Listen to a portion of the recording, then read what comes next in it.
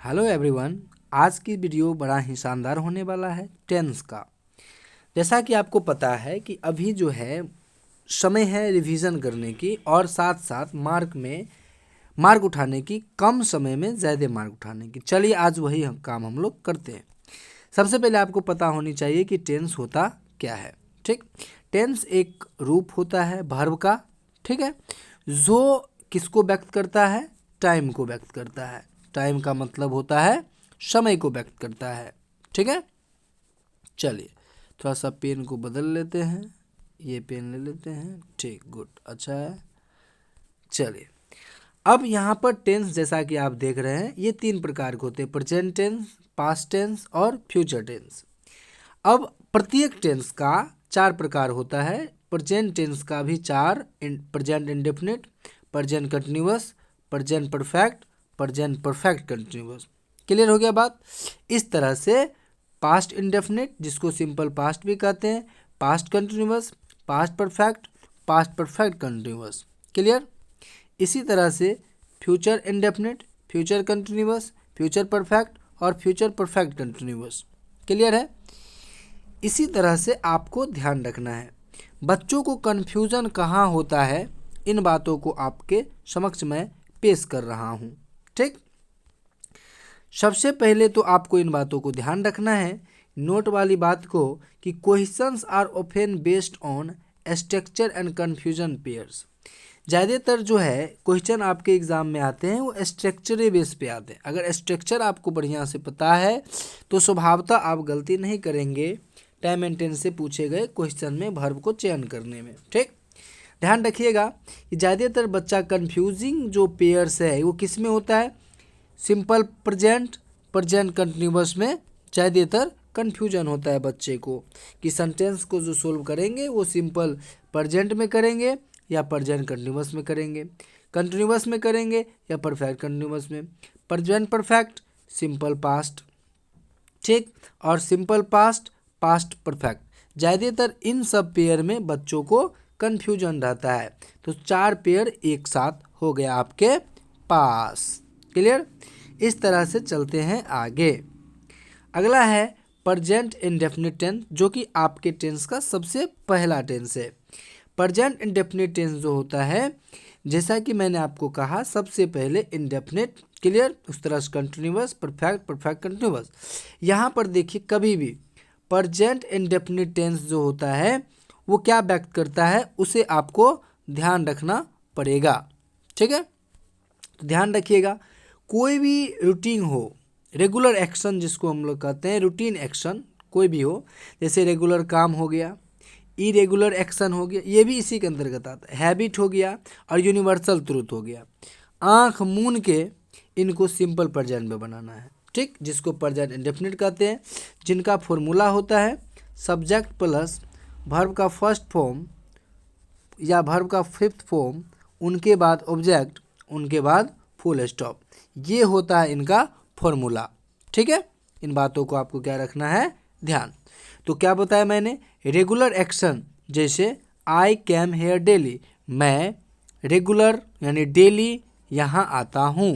ठीक, समझ गए? जैसा कि मैं कह सकता हूँ कि मैं क्लास रेगुलर लेता हूँ, इट मीन्स कि आई टेक क्लास रेगुलरली।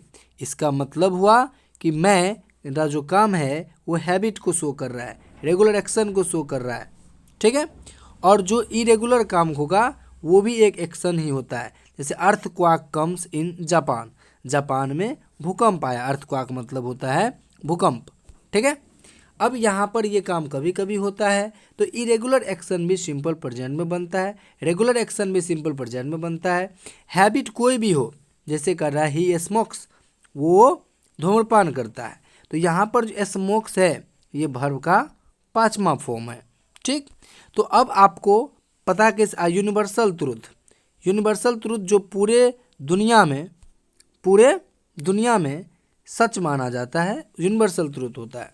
यानी the sun rises in the east, यानी कि सूरज पूरब में उगता है। कभी भी यूनिवर्सल ट्रूथ हो, जिस प्रकार होता है ऑयल फ्लॉट्स ऑन वाटर, इस तरह से तेल पानी पर तैरता है, वो भी यूनिवर्सल ट्रूथ आता है। तो यूनिवर्सल ट्रूथ हो, हैबिट हो, इरेगुलर एक्शन हो या रेगुलर एक्शन हो, उसको आप आंख मूंद के सिंपल प्रेजेंट के फॉर्मूला पे बना दीजिएगा। नोट में एक बात ध्यान रखिएगा कि न्यूज़पेपर का हेडलाइन कमेंट्री ऑफ स्पोर्ट्स, कोई भी स्पोर्ट्स हो सकता है, जैसे क्रिकेट हो सकता है, कबड्डी हो सकता है, फुटबॉल हो सकता है, ठीक, सबको आप किस में बनाएंगे, सिंपल प्रेजेंट टेंस में।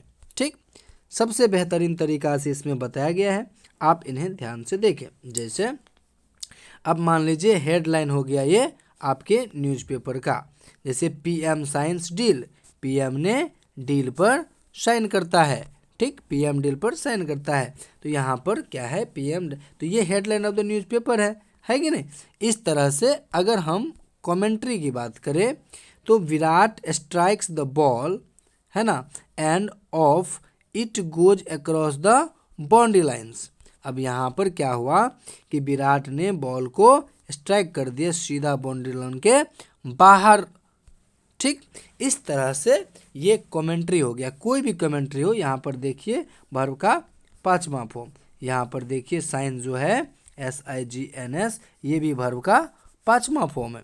इस तरह से हम देखते आ रहे हैं कि सिंपल प्रेजेंट का प्रयोग regular action, irregular action, habit, universal, newspaper headlines और कमेंट्री ऑफ स्पोर्ट्स में किया जाता है। अब बात समझ में आ गया, सिंपल प्रेजेंट के कंसेप्ट आपको यहाँ तक आशा करता हूँ कि आप समझ गए होंगे, ठीक। इस तरह से आपको आ जाइए सेकेंड पॉइंट, क्लियर।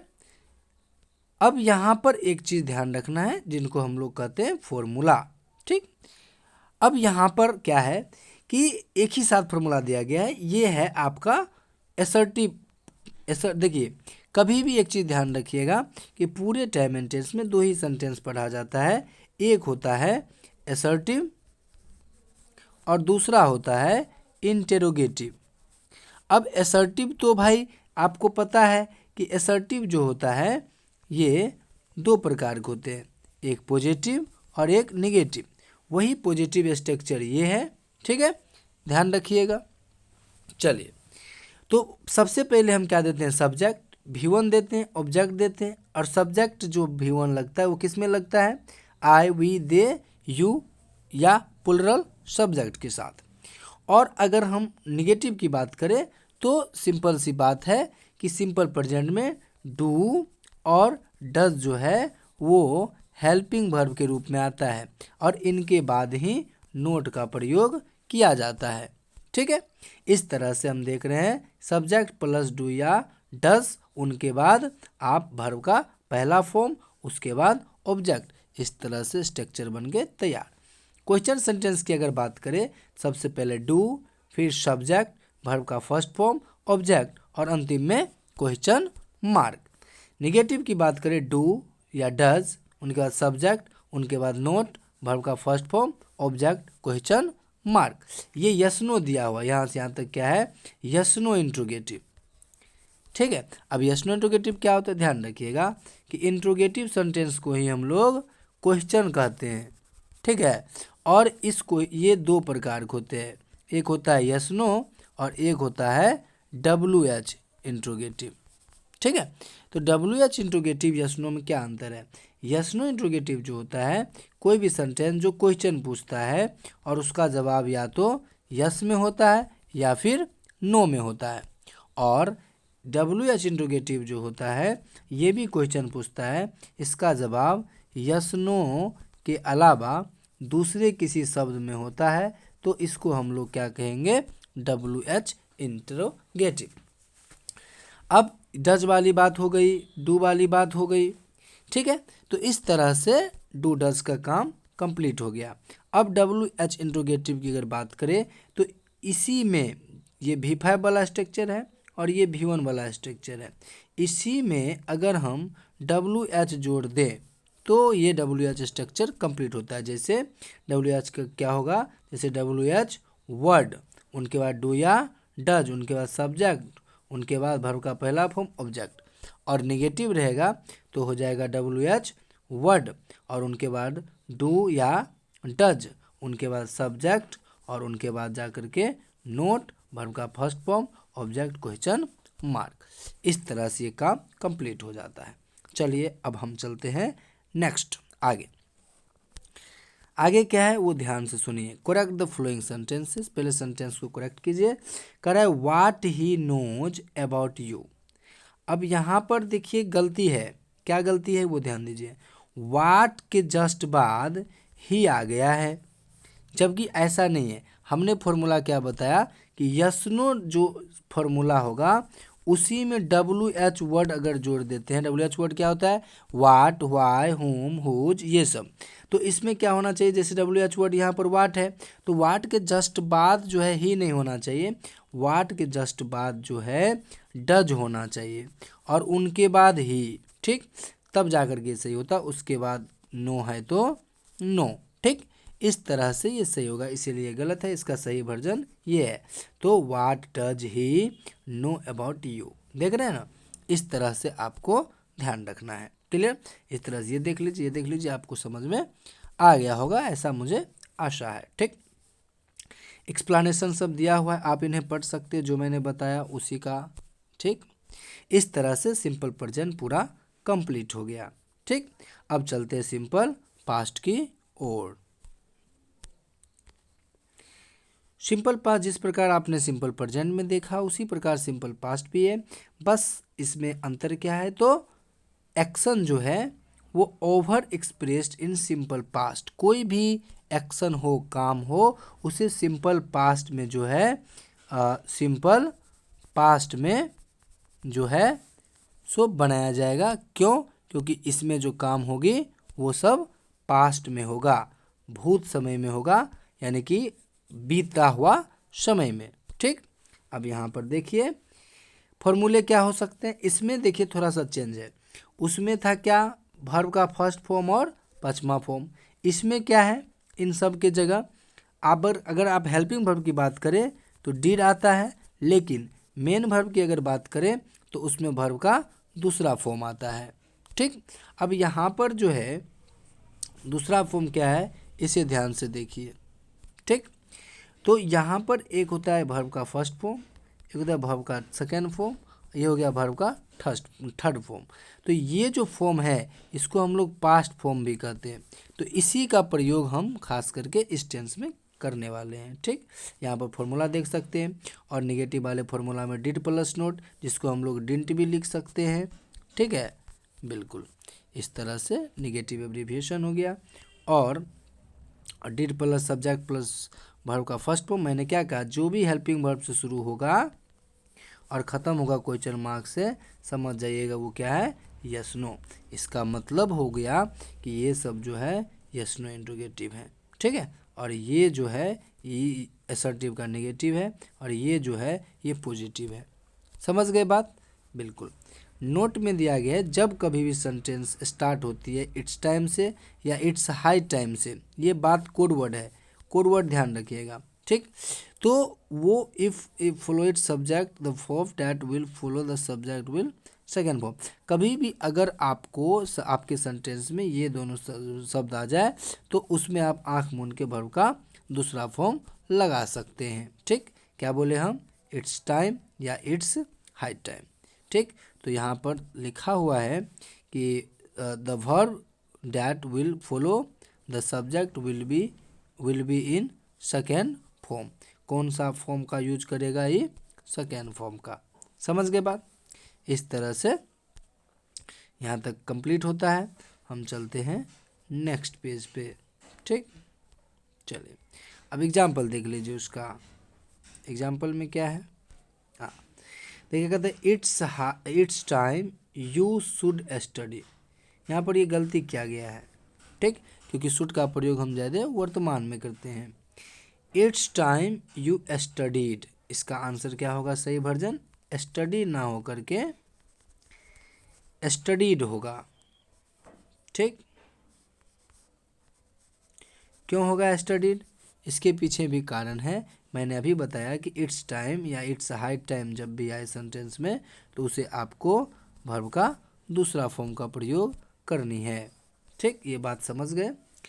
हाँ, अगर ये फॉलोइड बाय टू, अगर इट्स टाइम टू के साथ फॉलो करता है तब उस केस में वर्ब का फर्स्ट फॉर्म लग सकता है।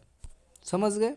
क्योंकि एक प्रीपोजिशन है टू, उनके साथ वर्ब का फर्स्ट फॉर्म हमेशा लगता है।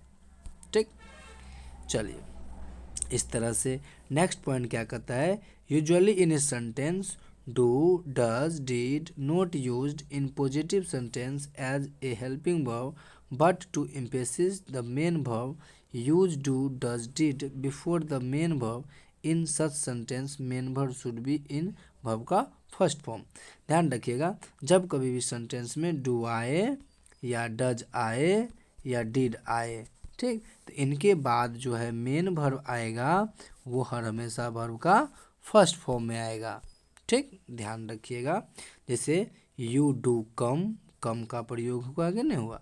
बिल्कुल, क्योंकि डू डज आ जाए, डिड आ जाए, कुछ भी आ जाए तो वर्ब का फर्स्ट फॉर्म उनके जस्ट बाद लगानी है।